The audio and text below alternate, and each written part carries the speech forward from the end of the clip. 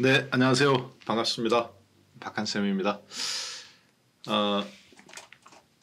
여러분들하고 설 명절 특집으로 한번 준비해 보았습니다. 지금 명절 즐겁게 보내고 계신지요? 어떤 분께서는 이제 내려가시는 길에 보시는 분도 계시겠고, 그리고 또 집에서 주식 이렇게 한참 보고 계실 건데요. 약 40분 정도 명절 특집 방송으로 진행하도록 하겠습니다. 네, 새해 복 많이 받으십시오. 네, 인사 정식으로 드리겠습니다. 자, 오늘 설 명절 특집에서는 다음과 같은 주제로 강의를 보도록 할 텐데요. FOMC 금리 동결과 명절 이후 한국 증시 대응 전략이라는 주제로 보겠습니다. 우리나라가 이제 쉬는 구간이지만 다른 나라들은 열리죠. 미국도 열리고 그리고 일본도 열리고. 자, 그렇기 때문에 이번에 FOMC 금리 동결이 한국 증시에 어떤 영향을 미칠지 한번 잠깐 보겠습니다.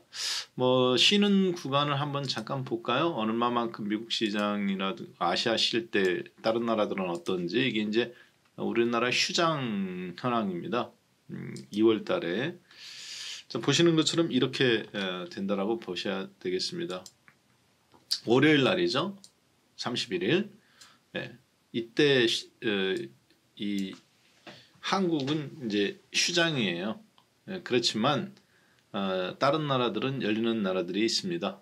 자, 그리고 이제 미국 시장 다 열리죠. 유럽 시장 다 열리고요. 그리고 이제 일본 시장도 열립니다. 네. 그리고 화요일 날 한국도 쉬지만 2월 1일 날 중국도 다 쉬어요. 잠깐 한번 1월 달 끝까지부터 한번 시작해 보죠.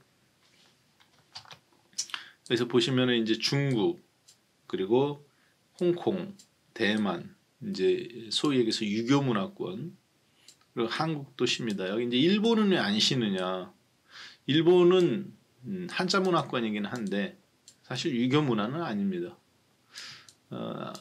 어떻게 정의할 수 있냐? 사촌간에 결혼할 수 있잖아요. 그리고 굉장히 어떤 성에 대한 부분이 개방되어 있기 때문에 유교 문화라고 볼 수는 없을 것 같습니다. 그래서 그런지 설 때도 그렇게 세이는 것 같지는 않아요. 자, 그리고 2월 달도 마찬가지죠. 우리나라하고 중국 다 쉬죠. 우리나라는 특히 화요일 날 2월 2일까지 휴장입니다. 우리나라는 휴장이지만 미국 증시 다 열리고 그리고 유럽 증시 다 열리고 무엇보다 아시아 증시 다 쉬는데 주요국들은 일본 증시가 열리기 때문에 미국이 1% 올라가든 1% 떨어지든 혹은 5% 올라가든 5% 떨어지든 그때마다 일본이 얼마만큼 반응을 했느냐에 따라 한국 시장이 개장되는 목요일 날 그것이 누적돼서 거의 한꺼번에 반영될 가능성이 매우 높겠죠. 왜? 일본까지 안 열렸으면 모르겠는데 열려있기 때문에 어떻게 대응하느냐에 따라 보인단 말이에요. 자, 그래서 여러분들하고 우리는 쉬지만 한국은 쉬지만 설 이후에 한국 증시에 대한 대응 전략 한번 미리 살펴보도록 하겠습니다. 미국장이 충분히 움직일 거라고 보기 때문에 제가 수요일 날 정도나 화요일 날 정도 한 번 더 미국장에 대한 부분들이 큰 변수가 나오면 수요일 날 저녁 방송 정도가 괜찮겠죠? 그렇게 한 번 더 볼 계획을 갖고 있어요. 네, 참조하시면 좋을 것 같습니다. 자, 먼저 지금 흐름 부분에서 일어나고 있는 요인들을 한번 잠깐 살펴보죠. 나스닥 지수예요. 나스닥 지수의 월봉입니다. 보시는 것처럼 장중 최저가는 16.3%, 종가상으로는 마이너스 14%.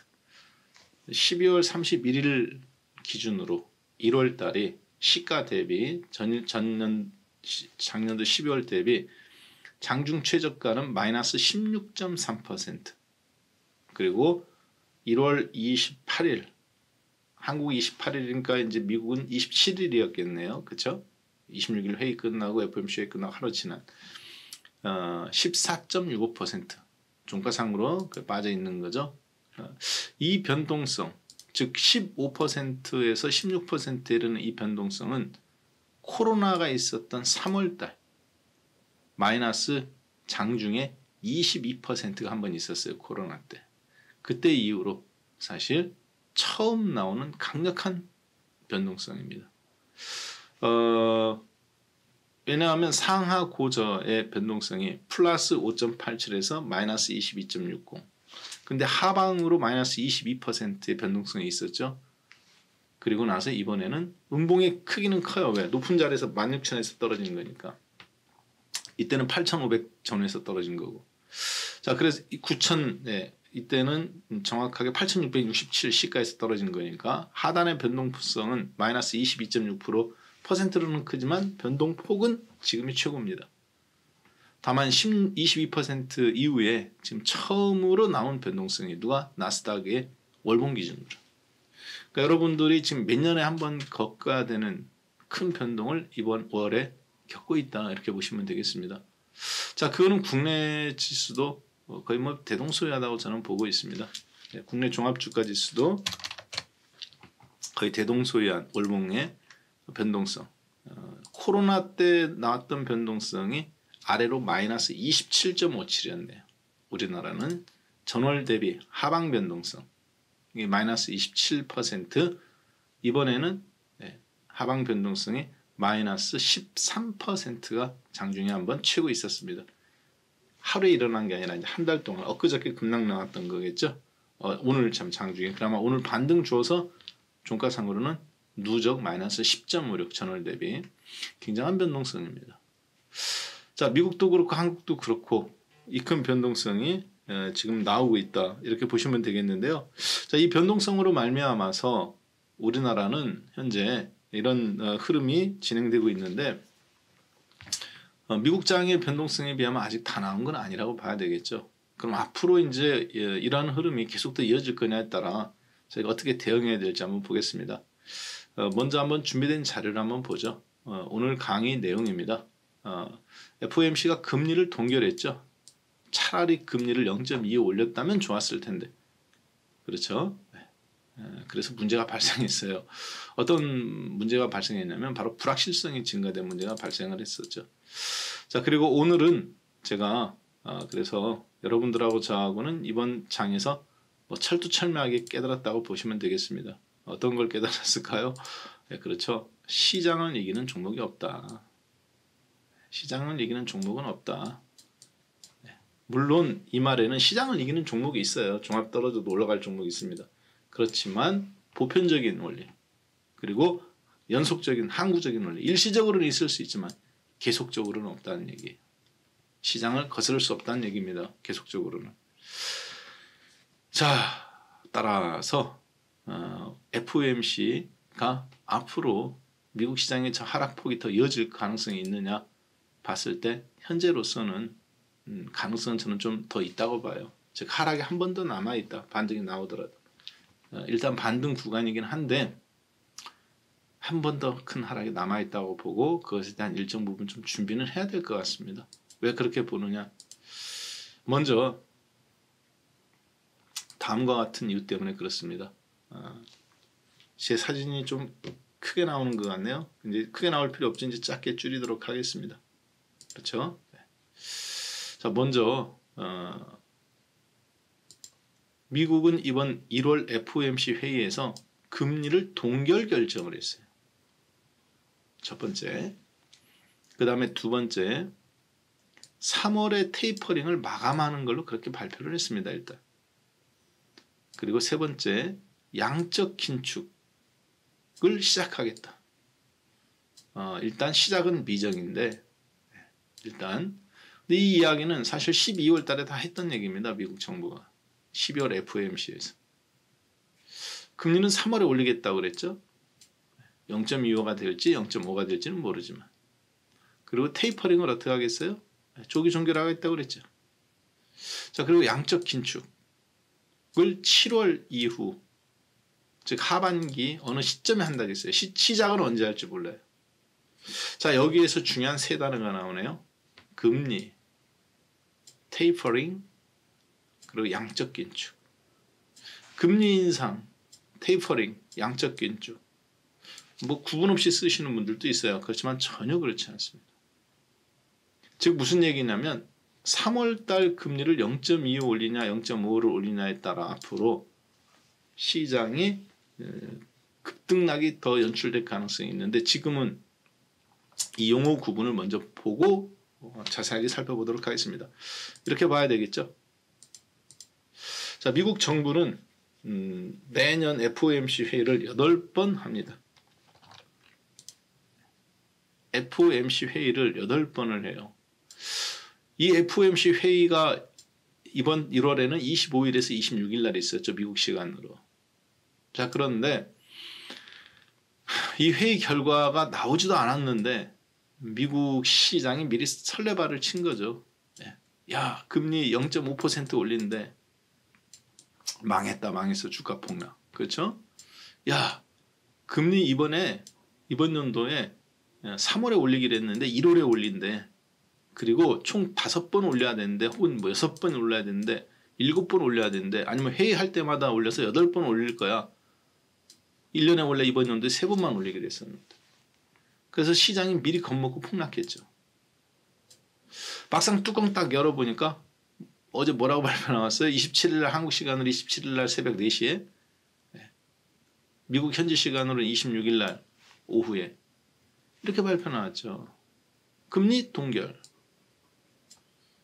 그러면 금리를 올릴 줄 알고 폭락했던 시장이 급등 나올 줄 알았는데 다시 3% 급등 나왔다 폭락 나왔어요. 왜 그랬을까요? 오죽하면 금리 못 올릴까. 그리고 다음 회의가 언제예요? 3월 15일에서 16일 날 분명히 이번 0.25 안 올렸으니까 0.5를 올릴 거다. 그러니까 어차피 반등 올라와 봐야 표현 없다는 거죠. 한 번에 세게 맞아야 되니까. 그래서 더 폭락 나온 거예요, 사실은. 자, 그리고 4월 달에 회의 없습니다. 5월 달에 있어요. 그리고 6월 달하고 상반기 끝. 이제 7월 달이나 돼서야 원래는 12월 달, 작년도 12월 달에 발표한 거는 3월 달에 금리 한 번 올린다. 그리고 2022년도에 3번 올린다. 이런 뉘앙스, 이렇게 식으로 발표를 했어요. 그리고 뭐라고 했습니까? 3월 달에 테이퍼링 마감하고 그리고 7월 이후에 어느 시점인가에 한번 하반기죠. 그러니까 양적 긴축 시작한다. 이런 안심된 멘트를 해줬다고요. 그래서 시장이 좀 올라왔었죠. 자, 그런데 지금 FOMC 회의 이후에 금리가 동결됐는데도 불구하고 시장은 굉장히 불안해합니다. 금리가 동결됐는데도 불구하고. 왜 그러느냐? 어차피 이번에 안 올렸으니까 다음에 0.5% 올릴 거다. 이런 우려감이 있는 거죠. 회의 결과 봤을 때. 자, 그래서 여러분들하고는 다음과 같은 거를 잠깐 한번 살펴보겠습니다. 어떤 거냐? 금리를 올려야 되는 이유는 10년물 국공채 이자율이 지금 미국의 정책 금리는 0%예요. 0.25가 사실은 0입니다. 지역별로 약간 차이가 있기 때문에 0.25를 어떤 주는 0.25, 어떤 지역은 0%입니다. 그렇지만 더 이상 내릴 수 없기 때문에 0.25 있는 지역은 0%라고. 우리나라는 이제 1.25죠. 문제는 미국 정책 금리는 0%예요. 자, 그런데 FOMC에서 제시한 시장 금리라는 게 있습니다. 또 시장 금리라는 것은 어떤 거냐면 뭐 대출 이자율도 있고 많이 있죠.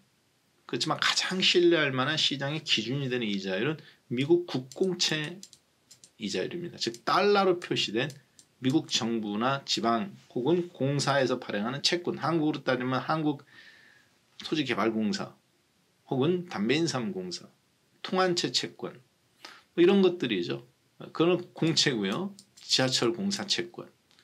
그 다음에 이제 정부에서 발행하는 거, 화폐라든가 혹은 뭐 우리나라 뭐를 위해서 뭐 각종 하는 것들이 있습니다. 그걸 국채라고 그럽니다. 뭘로 표시되어 있을까요? 원화로 표시되어 있죠. 즉 채권 가격이 결국은 원화의 가치를 국제사에서 평가받는 거예요. 미국은 1년, 2년, 3년, 5년, 10년, 20년, 30년 이런 국공채들이 있어요. 자, 그런데 30년은 너무 길고 그리고 1, 2년은 너무 짧고 그래서 10년짜리 소위 T노트라고 불리는 10년물 국공채 이자율 달러 표시로 된 그 이자율이 곧 시장 금리입니다. 통상적으로. 무슨 얘기냐? 인플레이션이 올라갈 것 같으면 0.5%였던 2020년도에 코로나로 말미암아 2%대에서 0.5까지 떨어졌던 10년물 국공채 이자율, 미국 정부 금리는 0%였는데 인플레이션이 막 돈을 막 찍어내니까 그렇죠? 오르기 시작해서 1%에 도달돼요. 그리고 나서 1.75까지 갔다가 떨어졌다가 지금 금리 올릴 것 금리 또다시 미국 정부가 인프라 투자 법안으로 달러 막 찍어내니까 어떻습니까? 급등하기 시작하죠. 뭐가? 10년물 국공채 이자율이. 그래서 1.75였던 코로나 이후 최고점이었던 1.75를 넘어서 작년도 5, 6월 달에 형성됐던 가격이죠. 1.8%, 9%까지 올라갑니다. 문제는 뭐냐? 미국 정부의 임계치라는 게 있어요. 댐도 물을 가두죠. 물이 차면. 그렇지만 그 수면의 한계가 있지 않습니까? 어느 시점이 되면 물을 방출해 줘야 됩니다. 자, 미국 정부 금리가 0%인데 마냥 안 올리고 기다릴 수는 없어요. 10년물 시장 금리가 이렇게 2% 격차가 현 수준에서 벌어지면, 즉 정책 금리는 0%니까 10년물 국공채 이자가 2%까지 벌어지면 2%로 올라가면 어떻게 되냐? 어쩔 수 없이 금리를 올려야 됩니다. 정책 금리를. 왜? 그러면 하이퍼 인플레이션이 더 이상 못 잡을 수도 있거든요. 왜냐하면 미국 정부가 금리를 올린다고 그러니까 어떻게 해요? 인플레이션 때문에 시장 금리는 올릴 것을 예상하고 더 많이 올라가죠. 무슨 얘기냐면 여러분들이 쟤를 내가 따라잡아야 되겠다고 빠른 속도로 가면 저쪽은 더 빠른 속도로 도망가는 겁니다. 격차가 200m 차이가 아니라 이제 내가 이만큼 10m 가면 쟤는 15m 가는 거예요. 2.25, 2.3, 2.5. 그러면 시장 금리는 더 빠른 속도로 뛰어오르겠죠. 미국 정부의 마음은 어때? 지금 굉장히 급해요. 빨리 인플레이션 잡아야 되는데 인플레이션의 상징인 10년물 국공채 이자. 그렇지 않으면 사람들이 다 여기에 베팅한단 말이에요. 금리가 올라간다는 얘기는 무슨 얘기입니까? 채권 금리가. 채권 가격이 폭락한다는 얘기입니다. 금리라는 게 뭐예요?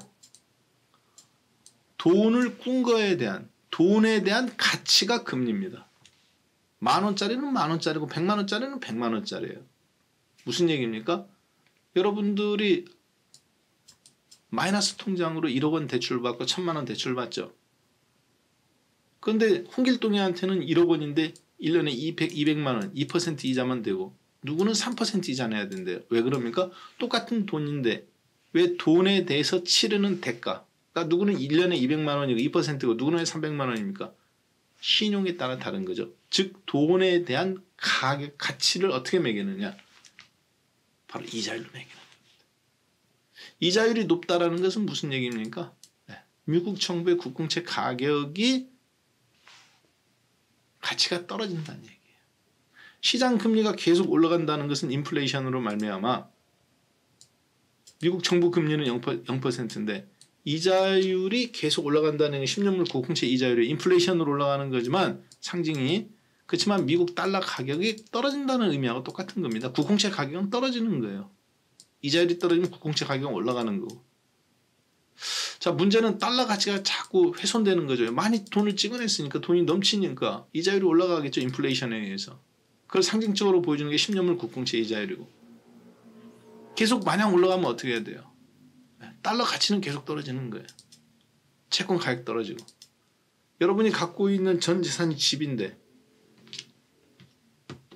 돈의 가치는 올라가는데 그럼 집의 가치는 제자리인데 사실 상징적으로 떨어지는 거죠. 어떻게 되겠습니까? 잡아야죠. 그러니까 금리 같이 올려가면서 미국 정부도 그걸 잡기 위해서 따라가는 수밖에 없습니다. 인플레이션을 극복하고 결국은 달러 가치를 방어하는 개념이죠.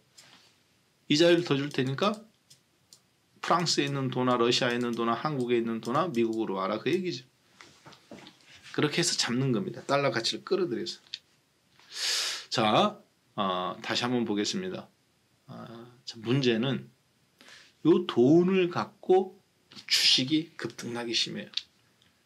자, 그런 다음에 우리나라는 월요일날, 화요일날, 수요일날 시장이 안 열립니다. 자, 그런데 여기에 중요한 부분이 있습니다. 잠깐 용어 정리를 해볼게요. 금리에 대한 인상한다는 얘기는 이제 무슨 얘기인지 아시겠죠? 정책금리가 있고 시장금리가 있다. 인플레이션 때문에 어쩔 수 없이 정책금리가 시장금리가 2% 넘어가면 안 되니까 올려야 된다는 거. 그 상징이 10년물 국공채 이자리라는 거. 자, 그 다음에 아까 테이퍼링이라는 게 있습니다. 테이퍼링이라는 거를 여러분들이 마감한다. 혹은 테이퍼링을 시작한다. 이 굉장히 이해를 못 하시는 분들이 있는데 주식 초보 하시는 분들은 이렇게 생각하시면 됩니다. FRB라는 중앙은행이 이렇게 있어요. 그렇죠? 중앙은행이 있는데 저기에서 돈을 주는 겁니다. 사실은. 돈을 빌려주는 거예요. 누구한테? 은행이라든가 혹은 개인이라든가 기업이라든가 하여튼 이걸 시장이라고 그럽니다. 중앙은행이 아닌 그 외의 다른 것을 시장이라고 그래요. 자, 이 은행이 미국 정부가 지금 코로나 때문에 어렵고 사람들이 자영업자들이 뭐 한마디로 파산하고 실업자들이 넘쳐나고 그러니까 시장에 돈을 공급해야 되는데 돈이 없어서 죽으시는 거니까 가뭄이니까 자 그러니까 어떻게 합니까? 그 돈을 돌기 위해서 돈을 공급하는데 그냥 돈을 빌려줄 수는 없잖아요. 그렇죠? 네, 말이 안 되는 거잖아요. 그러니까 어떻게 해요? 시장에 있는 미국 국공채를 사주는 겁니다. 시장에 있는 미국 국공채 혹은 부실 채권 혹은 미국 정부가 발행한 채권 왜? 그걸 받아서 실업자금으로 나눠줘야 되고 혹은 자영업자한테 1억 대출해 줘야 되고 이런 식으로 미국 정부가 돈이 필요하죠. 그러니까 어떻게 합니까? 중앙은행이 돈을 찍어서 돈을 줘요. 그럼 시장에는 그만큼 찍어줘서 준 만큼 돈이 넘쳐나겠죠. 대신 뭐를 갖고 와요? 미국 정부가 발행한 거 혹은 미국 정부가 담보한 채권을 갖고 오는 겁니다. 국공채로. 네, 죄송합니다. 인프라 투자 법안이다 뭐다 해서 찍어낸 그런 채권을 받아주는 거예요. 자, 그걸 뭐라고 그러느냐?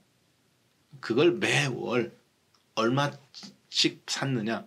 한국 돈으로 1,150억 달러. 우리나라 돈으로 미국 돈으로 1,150억 달러면 한국 돈으로 한 130조 원 정도 됩니다. 매월 시장에 돈을 주고 그리고 한마디로 담보 물건인 채권을 갖고 오는 거예요. 국공채로. 다양한 형태의 채권이. 자, 그러면 시장에 어떻게 될까요? 돈이 그만큼 돌죠. 매월 주는 거잖아요. 매월. 그만큼 돈을 주고 채권을 들여오고. 그 어떤 현상이 발생할까요? 장부에 보면 이렇게 되겠죠. 시간이 갈수록 미국 정부의 중앙은행의 가계 장부 대차대조표에는 좌우 대차대조표에는 어떻게 될까요? 돈은 지출이죠. 얼마? 1,150억 달러. 이번 달 얼마 지급. 또 지급. 돈은 계속 이만큼 쌓여있던 데서 점차 줄어듭니다. 그렇죠? 점차 줄어들 거 아닙니까 돈은. 왜? 채권 매입하는데 현금 쏟아 부어줬으니까. 달러 돈. 반면에 이쪽 시장은 어떻게 될까요? 시장에서는 돈이 넘쳐나겠죠. 처음에는 조금밖에 없다가 그렇죠? 처음에는 조금밖에 없다가 갈수록 시간이 갈수록 돈이 1억 원, 100억 원, 1000억 원, 1조 원. 계속 매월 1,150억 달러씩 돈이 들어오니까. 대신에 미국 정부 입장에서는 돈은 줄어들지만 뭐는 늘어나요? 그렇죠. 채권은 계속 늘어나죠. 처음에는 채권 미국 국공채나 이런 걸로 1,000억 원 갖고 있다가 그 다음 달에는 2,000억 원, 그 다음 달에는 3,000억 원, 그 다음 달에는 5,000억 원, 5,000억 달러, 그 다음 때는 1조 달러, 내년도에는 2조 달러 이런 식으로 계속 늘어나요. 즉 채권은 왕창 늘어나고 갖고 있는 게 합쳐서 이거는 항상 똑같습니다. 수입 지출이니까. 그렇죠? 채권은 왕창 나도 현금은 줄어들고 바닥나고. 이쪽은 어때요? 현금은 갈수록 늘어나고 시간이 갈수록 1번, 한 달, 두 달, 세 달, 네 달, 다섯 달 갈수록 장부에 쓸수록 계속 현금은 늘어나죠. 매월 1150억 달러씩 들어오니까. 반면에 갖고 있던 채권은 어떻게 돼요? 갈수록 줄어듭니다. 왜? 갖다가 이쪽에다 다 넘겼으니까. 자, 이걸 뭐라고 그러느냐? 양적 완화라고 그럽니다. 중앙은행이 시장에 돈을 풀어버리는 거. 국공채를 매입함으로써. 자, 이 양적 완화. 돈을 그동안 풀었잖아요. 1150억 달러씩. 이 양적 완화. 풀었던 돈을 줄이는 겁니다. 어떻게? 1000억 달러로, 900억 달러로, 800억 달러로, 700억 달러로. 주던 돈을 천천히 줄이는 거. 그래서 다시 테이퍼링. 감아가는 거죠. 그러니까 어떻게 돼요? 돈을 안 주는 게 아니라 돈을 줄여요. 그러니까 시간이 갈수록 돈은 많이 쌓여. 그렇지만 지난달보다 조금씩 덜어져. 그 작업을 뭐라 그러냐? 돈을 줄이는 행위를, 채권 매입을 조금씩 줄이는 행위를 테이퍼링이라고 그래요. 이 테이퍼링을 언제 끝내겠다는 거예요? 이번 연도 3월에 끝내겠다는 거죠. 그게 무슨 얘기입니까? 3월부터는 돈을 안 주겠다는 거죠. 채권을 안 사오겠다는 겁니다. 이해되셨죠? 그러니까 떡볶이집에 가면 무슨 맛 있어요? 뭐 매운 거 하는 집에 가보면 순한 맛, 보통 맛, 그 다음에 아주 매운맛, 매운맛, 아주 매운맛. 시장에다가 돈을 그동안 풀었는데 순한 맛은 뭡니까? 금리 0.25 올리는 게 순한 맛입니다. 보통 맛은 뭐예요? 그동안 시장에 풀었던 이 테이퍼링을 이제 끝내는 겁니다. 돈을 양적 완화했던 부분을 다양한 방식이 있는데 이렇게 돈을 풀고 사왔던 거를 이제 줄이는 것이 아니라 3월 달에는 테이퍼링을 마감하는 거. 그 다음 단계로 가기 위한 거죠. 매운맛은 어떤 겁니까? 이겁니다. 양적 긴축이라고 불리는 거죠. 중앙은행이 이제 대차대조표상에 돈은 줄어들고 채권은 왕창 갖고 있는데 어떻게 하겠다는 거예요?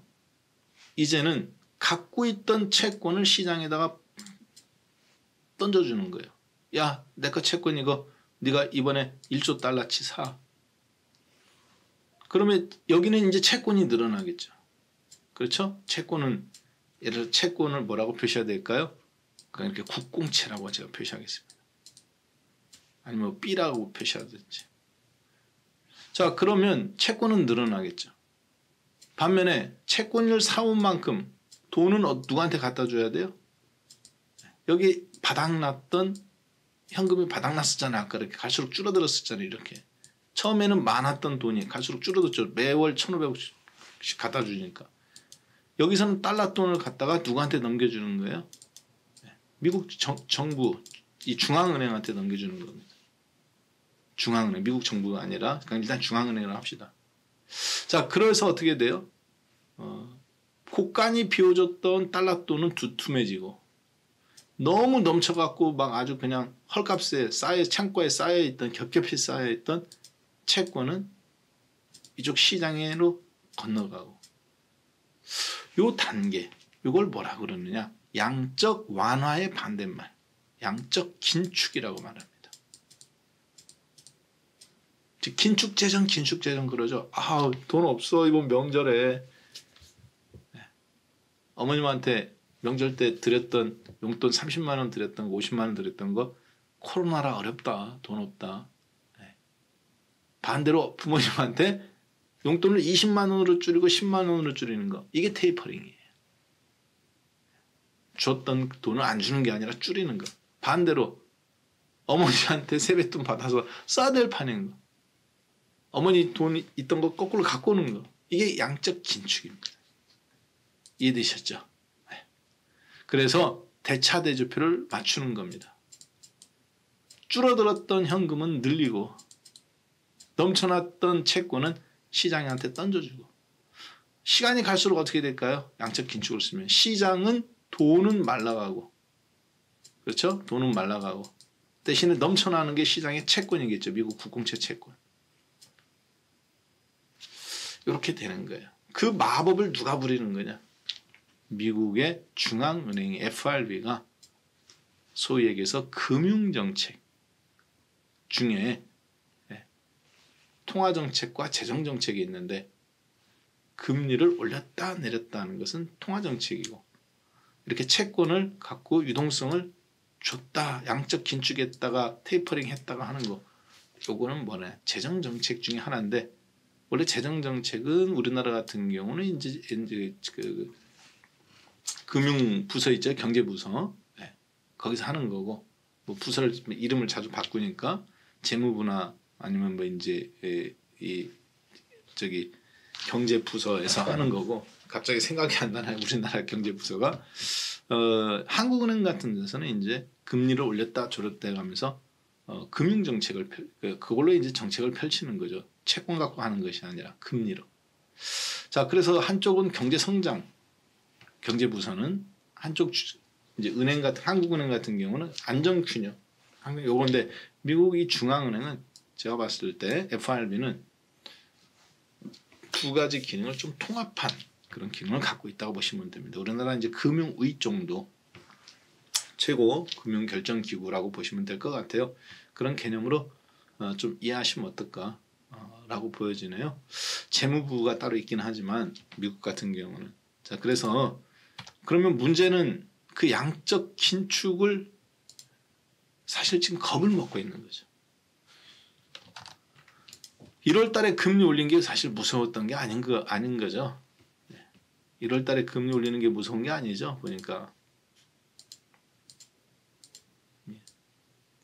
만약에 1월에 금리 올려간 게 무서워가지고 폭락이 나왔으면 금리 동결 발표했을 때만 엊그저께 했잖아요. 26일 날 새벽 한국 시간으로 27일 날 새벽 4시 반경에 그럼 주가 급등 나와야 되는데 폭락 나왔죠. 왜? 3월 금리 인상 0.9럼 하는 거 아니냐. 요거를 넘어서서 혹시 테이퍼링 마감은 사실 이거는 뭐 어차피 3월에 하는 거니까 겁내는 게 아니에요. 양적 긴축을 혹시 그럼 3월에 할 거 아니야. 7월이 아니라 작년 12월에 7월 이후에 한다 그랬는데 그럴까 봐 지금 덜컹덜컹 하는 거죠. 왜 그런데 갑자기 변수가 생겼느냐. 우크라이나 때문에 그렇습니다. 예. 그래서 시장은 지금 미리 겁을 먹은 거예요. 사실. 미국 시장. 겁을 먹고 폭락이 나오는데 그 폭락이 일반 종목들이 아니라 그동안 미국을 견인했던 테슬라라든가 혹은 미국 시장을 그동안 견인했던 어드밴스 마이크로 디바이스라든가 테슬라 어제도 11% 빠졌었죠. 금리 동결했는데 그럼 여기서 여러분들이 뭔가는 의구심을 가져야 됩니다. 어떤 의구심입니까? 야 테슬라 왜 빠졌어? 1월 초만 해도 작년 12월만 해도 미국 정부가 금리 인상한다고 해갖고 성장주가 급락했답니다. 그럼 어제 금리 동결했죠.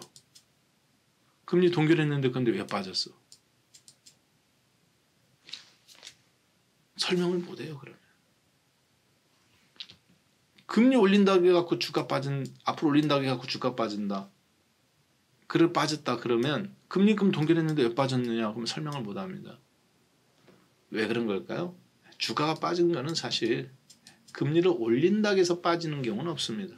추세도 보면 금리가 일정 부분 올라갈 때 주가도 같이 올라가요. 항상 통계적으로 보면.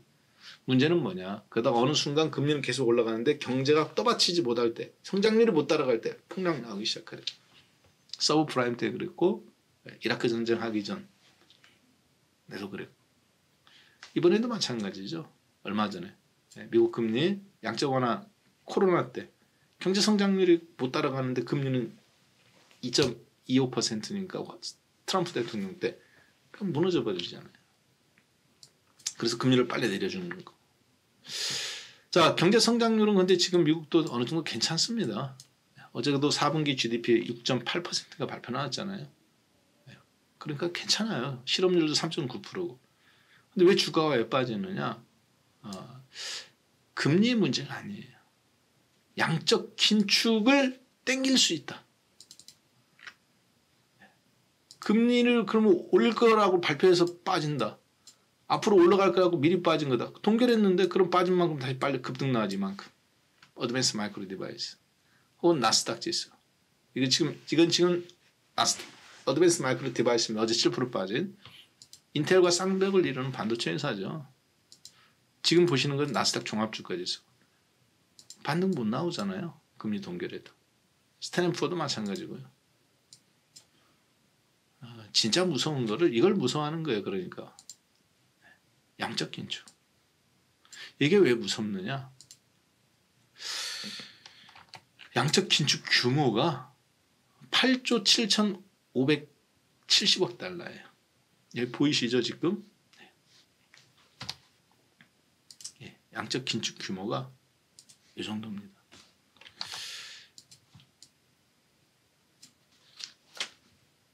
한국 돈으로 얼마냐? 그러니까 대차대주표를 맞춰야 되는 규모가 앞으로 대략 9조 달러라고요. 여기 돈을 채워놓고 여기는 채권이잖아요.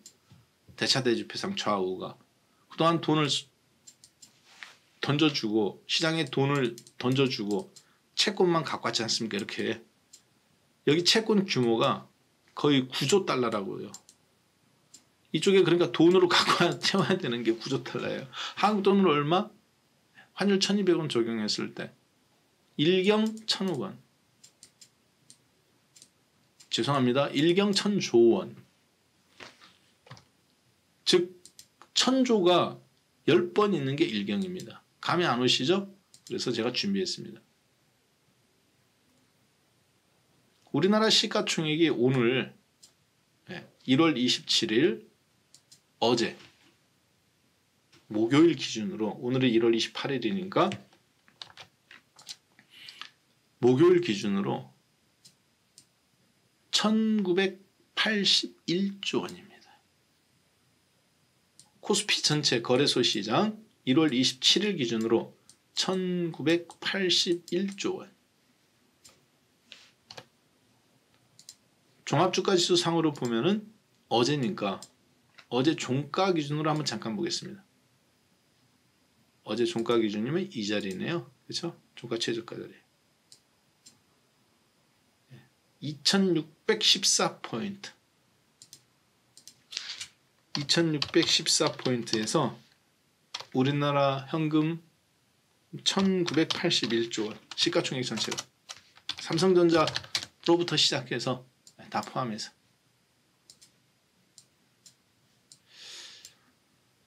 자, 2000조 원이 안 돼요. 1경 1000조 원이면 얼마입니까? 그러면 우리나라 시가총액이 5번 하고도 대략적으로 한 1100조 원 정도가 남네요. 그렇죠? 우리나라 시가총액 5번만큼 하고도 100조 원이 남아요. 1000조 원이 1100조 원이 남아요. 우리나라 1년 GDP 총생산 국내 총생산량이 대략 한 2000조 원 정도 됩니다. 그러면 1981조 원이니까 GDP보다 시가총액이 작은, 즉 PBR이 우리나라가 지금 1 이하인 나라네요. 거의 평균. 상당히 저평가되어 있는 나라죠. 미국 같은 경우 지금 한 3.5였다가 이번에 떨어져 가면서 거의 3까지 떨어졌는데 가치평가로 보면 우리나라가 3분의 1도 안 된다는 얘기예요. 규모가 아니라 현재 사이즈에 맞는 우리나라의 가치평가. 미국은 본인이 갖고 있는 가치보다 GDP보다 3배 부풀려져 있고 한국은 1도 안 되는 상황. 우리나라 GDP가 2000조 원인데 시가총액이 1981조 정도밖에 안 되니까 오늘 좀 올라와서 이제 2000조 되겠네요. 자, 그래도 아까 보셨던 미국의 대차대조표 맞춰야 되는 게 9조 달러 정도 맞춰야 된다고요. 이게 무슨 돈입니까? 코로나 때 실업 자금으로 찍어낸 돈 4조 5천억. 그렇죠? 4조 5천억 달러. 한국 돈으로 대략 5,500조 원. 그 다음에 이번 양적 긴축 1조 2천억 달러. 인프라 투자 법안 양적 긴축이 아니라 인프라 투자 법안으로 공화당 민주당이 합의가 된 거. 그다음에 이제 지금 오바마 케어를 위해서 또 찍어내기로 한 거 1조 7천억 달러. 원래 3조 5천억 5천억 달러에서 좀 절반을 줄인 거죠. 예, 그 부분입니다. 자, 그동안 찍어낸 거죠. 돈을. 양적 완화를 위해서 계속 찍었던 돈들. 특히 코로나 때 찍었던 실업 자금을 주기 4조 5천억 달러 결정적이고, 이번에 인프라 투자 법안을 했던 이거가 전체 8조 7천억 달러에서 5조 7천억 달러, 약 6조 달러, 즉 3분의 2가 사실은 이번 코로나 때문에 찍은 돈이에요. 한국 돈으로 7천조 원이. 결국은 미국은 양적 긴축을 8조 7,500억 달러를 앞으로 몇 년간 할 거냐. 돈을 빨아들여야 되잖아요. 시장한테 채권을 주고. 그랬을 때 시장에서 돈이 줄어드는 이 속도를 봤을 때 중앙은행에 돈이 들어가면 나올까요? 안 나올까요?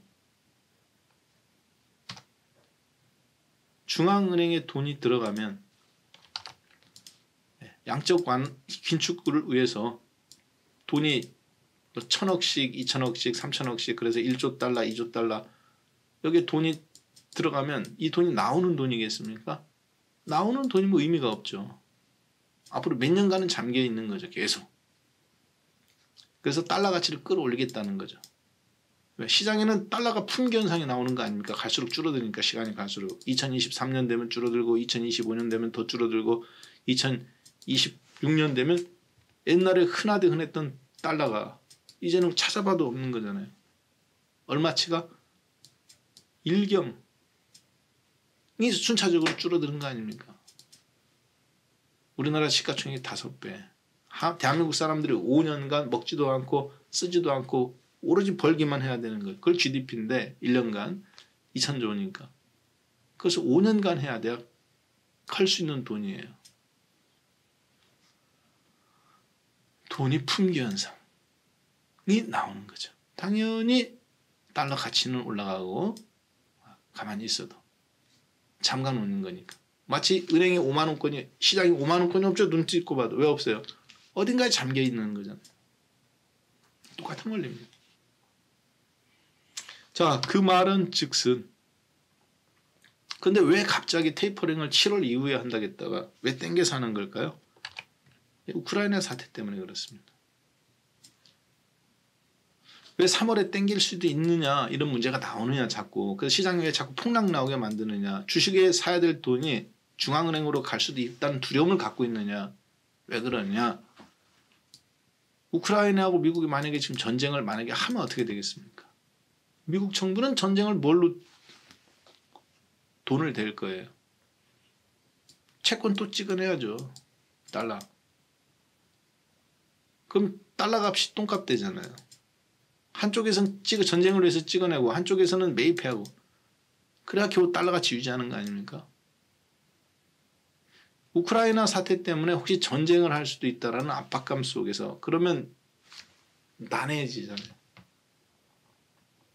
금리 인상 갖고는 안 된다 그 얘기입니다. 왜 내가 0.25 올려봤자 시장 금리는 0.5 올라가는데 격차가 2로 줄어드는 게 아니라 2.25로 또 늘어나요. 더 늘어요. 시장 인플레이션 상승 속도를 전쟁을 해서 찍어낸 베트남 전쟁이나 이런 때 한국 전쟁 채권 막 찍어냈잖아요. 2차 대전 때. 그 속도를 금리가 못 따라가면 아무런 의미 없잖아요. 정책 올려봤자 금리 올려봤자. 정책 실패죠. 쓸 수 있는 처방은 뭐예요? 양적 긴축으로 퇴로를 막아놓는 거죠. 무슨 얘기냐? 네가 도망가자는 자꾸 이 토끼가 2.5, 3으로 도망가자는 10년 물고 공채 이자리에 내가 금리를 올려봐야 어떻게 해야 돼요? 퇴로를 막아야죠. 못 올라가게. 뭘로? 양적 긴축으로. 딱 퇴로를 막아놓고 나는 금리를 쳐 올리고 그래야 시장금리와 내 정책금리가 효과가 약발이 받는 거 아닙니까? 이게 좁아져야 간격이 좁아져야. 그러려면 두 가지 전제 조건이 있어야죠. 경제 성장률이 금리보다 높아야 된다는 거, 물가 상승 속도보다. 그 다음에 또 하나, 실업 실업률이 늘어나면 안 된다는 거. 고용이 증가돼야 경기가 성장하는 증표니까. 자, 부작용을 적게 하는 가운데 약효는 있게 만드는 거. 금리 인상 약효. 이거 펼쳐야 돼요. 근데 아무 일 없었을 때는 미국 마음대로 됐어. 근데 갑자기 우크라이나 사태가 지금 터지니까 난감해. 이게 속도 늘려야 되나? 다행스러운 거는 어제 오늘 새벽이죠. 러시아 정부가 우크라이나를 본인들은 침공할 계획이 없다. 발표를 해주셨어요. 땡큐하게. 그럼 군사 주변에 12만 명 있는 건 뭐냐? 그랬더니 18만 명, 17만 명 이렇게 늘린 건 뭐냐? 그랬더니 훈련하는 거다. 그리고 우리는 우크라이나를 침공할 계획이 없다. 알았다. 그러면 서방 국가도 러시아 채권에 대해서 보이콧. 채권 국채 매입 못하게 해주는 거. 그거 안 하겠다. 만약에 침공하면 그거 하겠다 그랬거든요. 그럼 러시아 구공채 똥값 되는 겁니다. 아무도 안 사주니까. 이해되셨죠? 아무리 금이고 아무리 다이아몬드를 하더라도 시장에서 아무도 안 사주면 아무리 소고기라도 먹지 말라고 하면 주가 폭락 나오는 거죠. 아무리 좋은 거라도 아무도 못 사게 만들면 금지해버리면. 자, 따라서 어제 러시아 구공채 가격 구공채 이자율이 10%까지 치솟았다가 진정이 돼서 다행히 러시아 주가가 5.68% 폭등 나왔습니다. 이게 어제 거예요. 27일 거. 자, 그리고 오늘 우리나라 증시와 일본 증시가 드디어 이렇게 한번 솟구쳐 줬죠. 많은 분들은 그렇게 생각합니다. 금리 인상 때문에 주가가 내려갔다. 근데 금리 동결했는데 그럼 왜 떨어졌어? 얘기를 못 하는 겁니다. 사실은 양적 긴축이에요. 그게 무서운 거지. 금리는 아무것도 아닙니다. 매운맛, 보통맛, 순한맛 중에서 순한맛. 물론 0.5 정도 올리면 조금 보통맛이에요. 3월에. 자, 그래서 3월 FOMC 회의 언제 있습니까? FOMC 회의 2월에는 없고 3월 15일에 있죠. 또 이때 또 얘기 나올 겁니다. 미국 정부는 계속 금리 올린다 겁만 줄 거예요. 왜? 올라가는 집 토끼 잡아야 되잖아요. 2% 이상부터 올라가게. 2월 달이 주거하기에 괜찮은 달인 것 같습니다. 2월 달. 인터벌이 좀 있잖아요. 결국은 폭락 나왔던 미국 시장은 잠깐 제가 봤을 때는 우리나라도 그렇고 잠깐 반등 나올 것 같아. 그랬다가 2월 달까지 비빌비빌 거리다가 결국은 3월 달에 또 금리 인상 얘기가 0.5% 얘기 나오고 테이퍼링 마감은 당연한 거고 양적 긴축 얘기 나와가면서 또 벌벌벌벌 거렸다가 그런 속도가 나올 것 같습니다. 차라리 지금 파는 거 솔직히 아까 말씀드렸다시피 의미 없다. 차라리 지금은 오히려 반등을 기다리는 게 100배 낫다. 그거는 어떤 종목이든지 마찬가지입니다. 여러분들이 어떤 종목을 갖고 계시든지 삼성전자를 갖고 있든 하이닉스를 갖고 있든 심지어 셀트리온을 갖고 있어도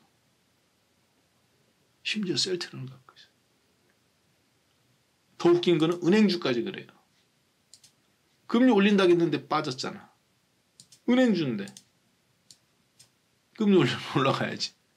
그랬다가 금리 동결하니까 어떻게 해요? 지수 안정되니까 같이 올라오죠. 시장을 이기는 종목은 일시적으로 있을 수 있지만 심지어 은행주조차도 안 된다는 것은 금리의 문제가 아닙니다. 금리 영향보다 훨씬 더 강력한 양적 긴축의 문제.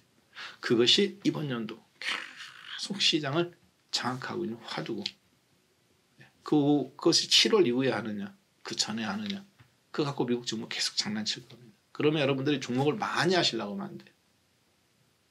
제가 봤을 때 삼성전자면 삼성전자, 하이닉스면 하이닉스, 반도체면 반도체. 그리고 그 아래 중소형 종목 반도체 내에서. 아니면 어떤 특정한 영역이면 특정한 영역을 갖고 집중적으로 거기서 샀다 팔았다 이렇게 하는 전략이 저는 맞다고 봅니다.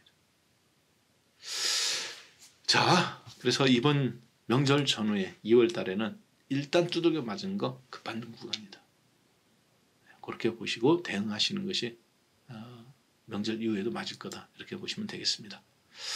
자, 그러면 어차피 주식 갖고 건너간 거 혹은 현금 갖고 건너가신 분이라면 뭐 제가 봤을 때 현금이 지금은 단기 급락에서는 조금 더 불리해요. 이미 나왔다는 얘기죠. 제 얘기는. 미국도 그렇고. 추세 급반등은 상승은 아니더라도 일시적인 낙폭 과대 영역은 이미 나왔습니다. 그러면 그거를 잘 활용하는 게 맞아요.